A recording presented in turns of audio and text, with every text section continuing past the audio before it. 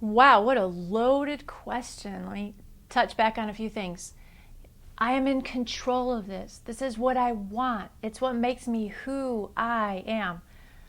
Okay, let's just dissect that a little bit. Refusing to eat and putting your body into starvation mode, which is hurting you, and being thinner, so thin that people notice that you're underweight, is what makes you who you are. It's something to think about. Now, I can relate to a lot of what you said. I was never an extreme anorexic. I never got down to a dangerously low weight.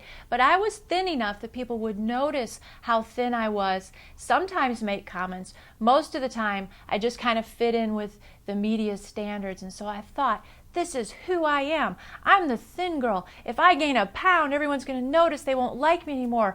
I'll lose my identity. But do you see the danger in that?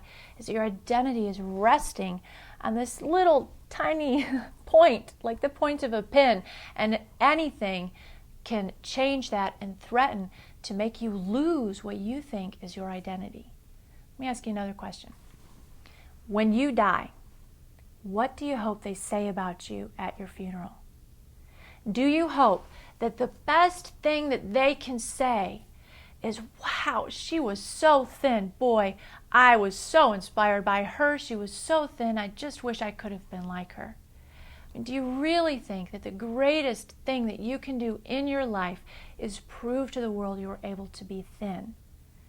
Chances are, if you really think about that, that's probably not what you want. Don't you want to be thought about and regarded for who you are, who you really are, your gifts and your talents and the unique personality that you have? These are the things that people are going to miss about you when you're gone from this earth. So I challenge you that the thinness isn't what makes you who you are.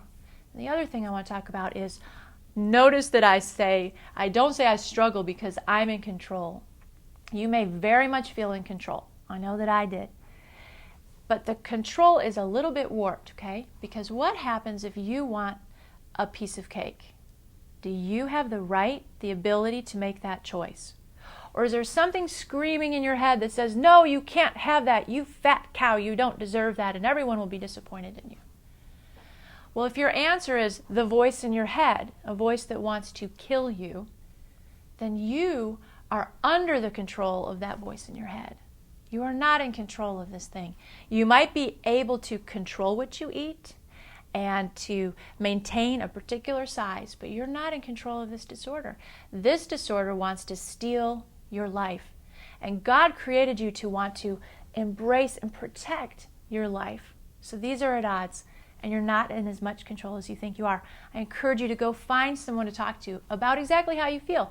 And feel free to just be honest, just like you were with me. But begin working through who you really are and who you really want to be. I think it's going to be a lot more than where you are now.